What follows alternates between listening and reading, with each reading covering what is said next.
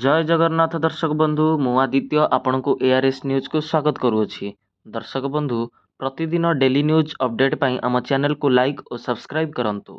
चलंतु जानिबा आजिर breaking news. केंद्र सरकार आनिले बड़ बजेट भांगिला मद्यपंक अंटा। मद किणिबाकू एबे दरकार अधिक टंका। बढ़िला गुटका सिगारेट पान मसला और तमाखु सामग्री। 2026-27 आर्थिक वर्ष ପାଇଁ अर्थमंत्री निर्मला सीतारमण संसद रे एही बजेट उपस्थापना करिसंती। अन्यपटे कैंसर और मधुमेह भली 7 गभीर रोगर औषध सस्ता करिसंती। केवल कैंसर रा 17टी मेडिसिन दाम ह्रास पाइछि।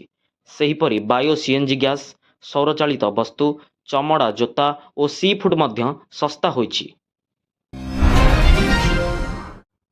भुवनेश्वर रे पहुंचिले भारतर महामहिम राष्ट्रपति श्रीमती द्रौपदी मुर्मू। 6 दिनिया ओडिशा गस्तरे आसीछंती राष्ट्रपति। तांकू विमान बंदर रे स्वागत कले राज्यपाल डॉक्टर हरिबाबू कंभमपति और मुख्यमंत्री मोहन चरण माझी। आज लोकभवन रे रात्रि जापन करिवे राष्ट्रपति। एही गस्तरे 5 जिल्ला रे राष्ट्रपतिंगर कार्यक्रम रहिछि। पुरी खोर्धा बालेश्वर जाजपुर मयूरभंज रे बिताइबे 6 दिन। आज जाजपुर गस्त करिवे महामहिम राष्ट्रपति। अधिष्ठात्री देवी माँ विरजा को 1.5 घंटार दर्शन सहित नाभिगया से पिंडदान करिवे।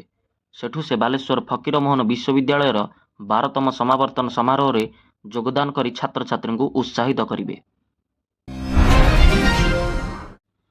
राष्ट्रपति गस्त पूर्व सेवायत और प्रशासन मध्य विवाद। विरजा मंदिर रे सीमित मात्रा रे सेवायत प्रवेश निष्पत्ति को नहीं असंतोष। राष्ट्रपति जाजपुर गस्त को नहीं जिला प्रशासन पक्षर कड़ा सुरक्षा व्यवस्था करा जाइछि। प्रोटोकॉल अनुजाई माँ विरजा मंदिर रे पूजा कार्य समय रे केवल सीमित संख्यक सेवायत को मंदिर भितर को प्रवेश अनुमति रही। मात्र एही निष्पत्ति को नहीं सेवायत मानक मध्य रे तीव्र असंतोष लगी रही। आज बंद रहिबो समस्त स्कूल और कॉलेज। महामहिम राष्ट्रपतिंकर जाजपुर गस्त को नहीं जाजपुर पौर परिषद समेत संलग्न अंचल रे बंद रहिबो स्कूल और कॉलेज। 48टी सरकारी और बेसरकारी स्कूल और कॉलेज छुट्टी को नहीं घोषणा करिसंती जाजपुर जिला शिक्षाधिकारी। किंतु राज्यर अन्य जिला मानकरे स्कूल और कॉलेज स्वाभाविक भावे चालू रहिबो। तालचेरु जहाजरे पारादीप और धामरा को जीव खनिज पदार्थ। ब्राह्मणी नदी रे निर्माण हेबो जातीय जलपथ। गोटे जहाजरे जीव 300 ट्रक माल। कमिबो ट्राफिक वायु प्रदूषण और दुर्घटना। रविवार बजेट रे ओडिशा को बड़ भेटी देइछंती मोदी सरकार। शिल्प खनि और बंदर को जोड़ुथिबा जातीय जलपथ नंबर 5 पई व्यय बराद रखिछंती केंद्र सरकार। लगातार 4 दिन हेला खसुची सुना और रूपा दर। आज भी सुना दर रे बड़ ह्रास होइची। 24 कैरेट सुना 13,410 टंका तलकू खसीची।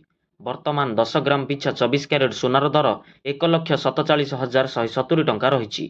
सेहीपरि 22 कैरेट सुना 12,300 टंका ह्रास पाइची। 10 ग्राम पिछा 22 कैरेट सुनार मूल्य 1,34,900 टंका पहुंची। सेहीपरि रूपा केजी पिछा 20,000 टंका ह्रास पाई 3 लाख टंका पहुंची।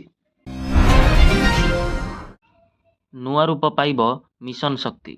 मिशन शक्ति महिला को मिलिब स्मार्टफोन। बदलिब तांको ड्रेस कोड। यही सूचना देइछंती उपमुख्यमंत्री प्रभाती परिड़ा।